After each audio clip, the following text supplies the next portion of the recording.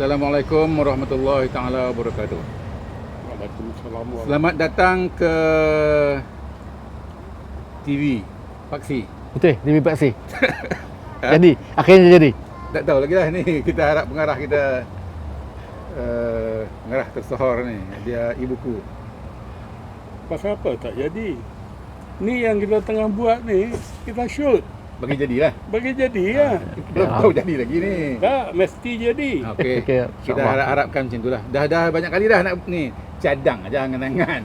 Sambil-sambil duk buat teater, sambil-sambil duk bincang nak buat TV tapi tak pernah buat lagi ni. Tengok orang lain dah banyak dah buat. Jadi kita nak cubalah ni. Tujuannya ini Paksi ni banyak aktiviti seni, sastra, macam-macam lah. Buat teater lah, buat macam puisi sana sini. Tapi orang yang menonton tu terhad. Jadi kalau ada boleh tayang melalui TV ni ramai sikit penontonnya. Itu harapan kita lah. Ya, betul. Harapan. Jadi boleh Betul, harapan ya, insyaAllah. nak isi apa? Misian tu salah satu yang paling penting untuk sastra budaya tu lah. Perjuangan sastra budaya yang dibawa oleh Paksi lah sebenarnya. Okey. Itu salah satu yang paling penting lah. Contohnya dengan apa, tekad budaya, Kuat sikit kan? dengan menegakkan kebenaran, dengan tekad budaya, dengan perjuangan menegakkan kebenaran. Maknanya kita berjuang untuk menegakkan kebenaran itu berartinya kita melawan segala sesuatu yang tidak memihak kepada rakyat. Dan tidak memihak kepada rakyat kita lawan. Oh. Ada besar lah. Bunyinya besar. Bunyinya besar. Jadi sebab itu kita memang bersama dengan gerakan reformasi itu. Reformasi itu ialah perubahan. Ini tidak ada kaitan dengan politik sebenarnya. Ini reformasi budaya, bagaimana masyarakat melihat sastra dan budaya itu. Kita selalu berkata bahawa bila orang bercakap tentang budaya, kebudayaan, orang hanya bercakap tentang tari menari. Itu salah sebenarnya. Itulah contoh, salah itu contohnya. Seni budaya itu luas Ya. kan? Cara mandi sungai pun seni budaya Kasim ni dia Engineer. engineer sungai.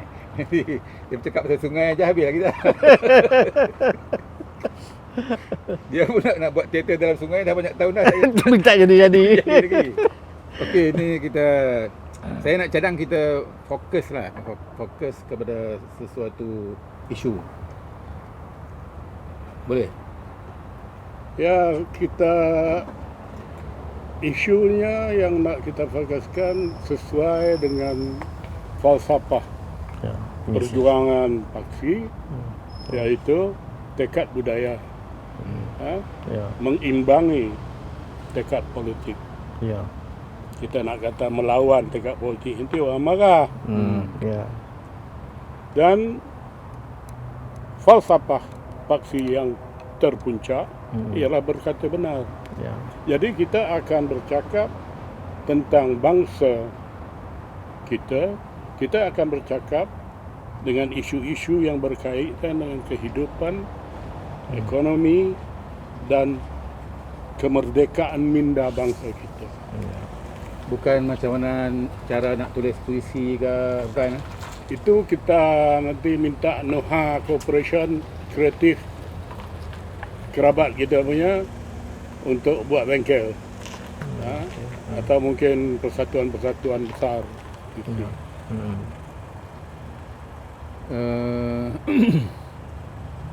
Kita ni studio kita ni. Ya, dia dalam konteks kita dah bercakap nak buat TV Paksi ni dah bertahun. Bincang dah berpuluh kali, beratus kali. Oleh kerana yang selama ni yang menghambat kita, yang kita boleh tak jadi buat tu, kerana kita fikirkan studio ni dekat mana, orang-orang yang akan menangani itu siapa, belanjanya berapa. Jadi makanya kita mengambil kayu ukur TV3, RTN, Al Jazeera, CNN. Selagi you fikirkan benda-benda besar, selagi itulah tak jadi. Saya dalam konteks ini, saya lebih suka mengingatkan diri saya kepada kata sahabat kita Tan Sri Nordin Gardi. Oh, Tak payah cakap, kita buat saja. Ya. Jadi bagi saya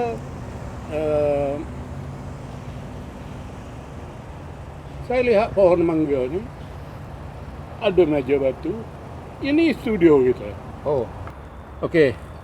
Kita berehat sementara. Ni macam TV lah ni. Berehat dulu sementara. Kita Pasang iklan sekejap. tak Dah iklan. tak lah. Kita pasang yang tadi lah. Apa yang kita dah rakam tadi. Betul tu. Okey. Pelancaran buku 100 esei Reformasi Reformasi. dan Budaya Era Reformasi. Tetapi tidak langsung memperlihatkan semangat dan keupayaan reform. Ini yang menyebabkan rakyat rasa kecewa. Kadang-kadang keutamaan kita, masalah kemiskinan, masalah kesenjangan, itu perkara pokok. Buku-buku seperti ini dibaca kerana mewakili rasa, derita, denyut nadi golongan yang tersisih dan terbiar dan miskin. Ini dengan bencana COVID-19, jumlah kemiskinan jauh melebar, lebih besar. Kesenjangan di antara golongan kaya dan miskin lebih tinggi. Tidak ada. Lebih parah sekarang lah. Ya. Asalkan tidak ada.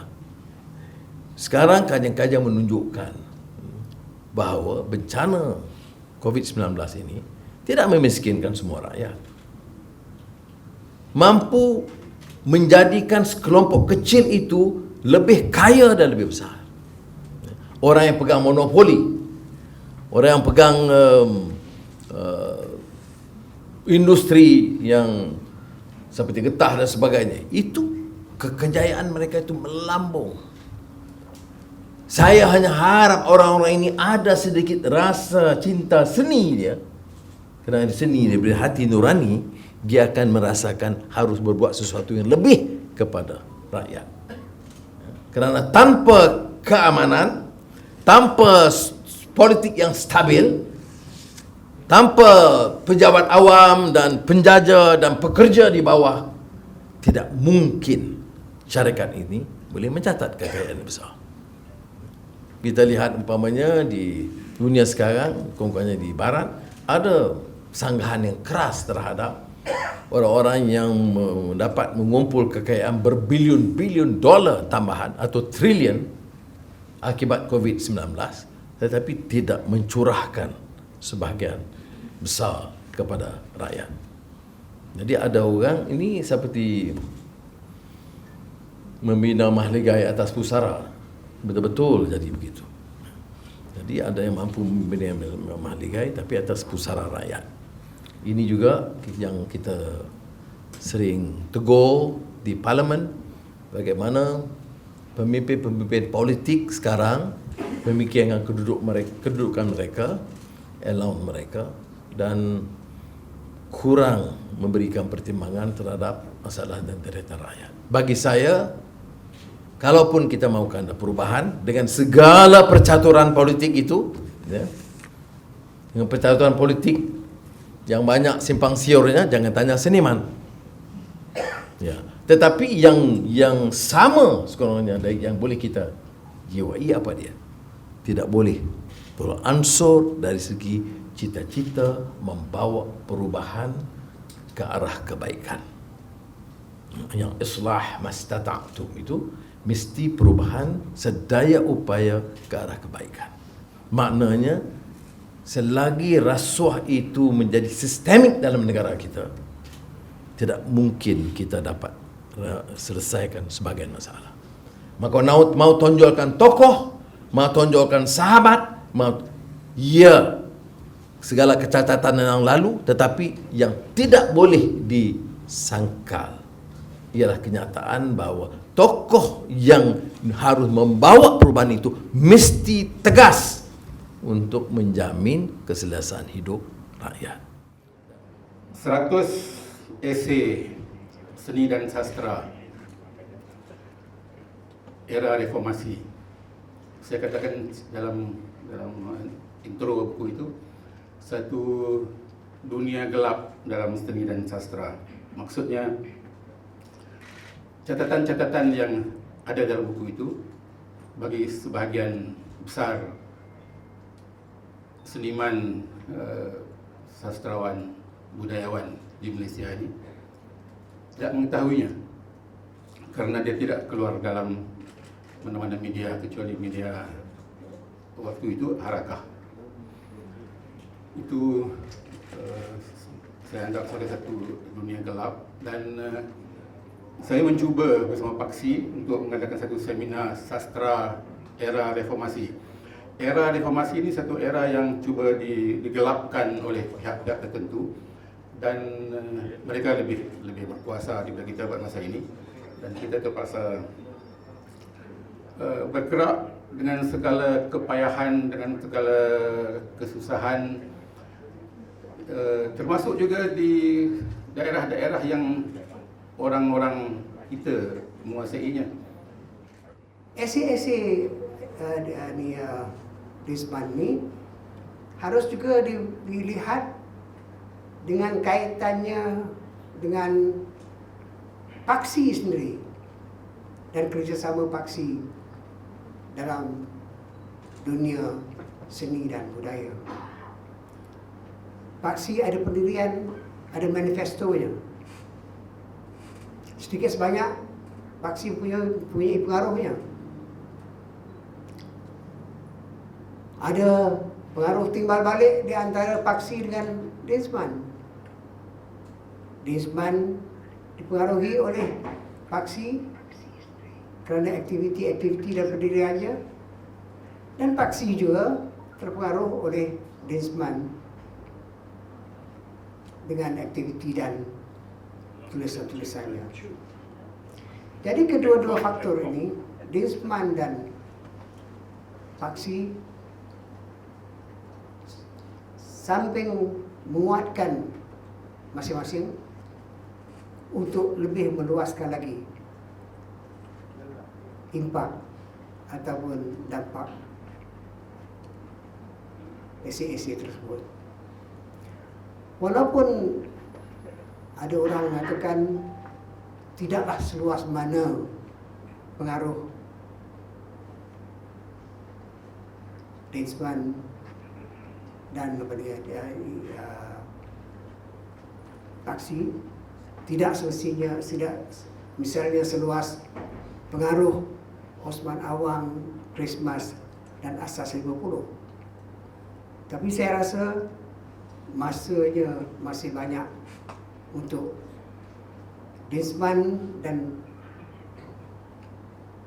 Paksi berkembang lagi, dan kita harap kalau tidak melebihi Asas 50 dan Osman Awang misalnya, sekurang-kurangnya akan sama tingginya, sama nilainya untuk menyumbang kepada perkembangan sastra.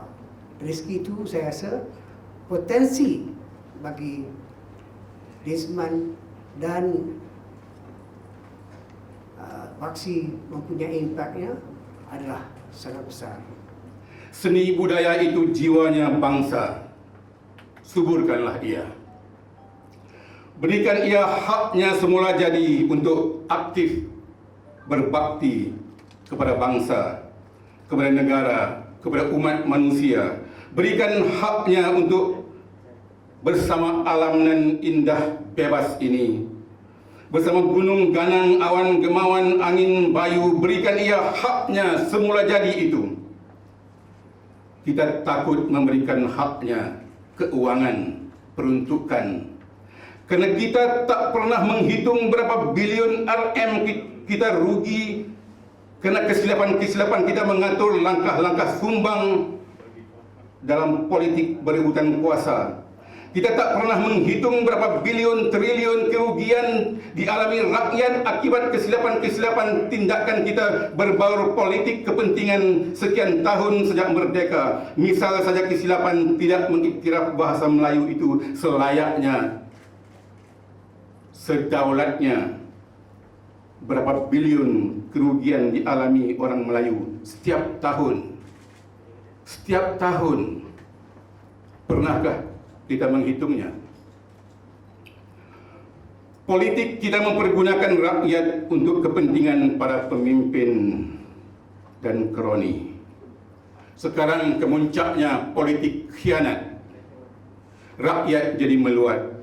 Jelas politik membelakangkan rakyat, tidak menghormati rakyat, tidak membantu menyelesaikan masalah rakyat, malah memperbodohkan rakyat ada. Saya tidaklah mengatakan budayawan itu lebih baik daripada politik.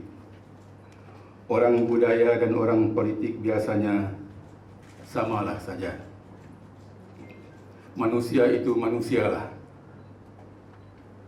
Namun budaya dan seni budaya tidak mempergunakan rakyat dan tidak memperbodohkan rakyat. Walau apapunlah tekad budaya mahu membijaksanakan manusia.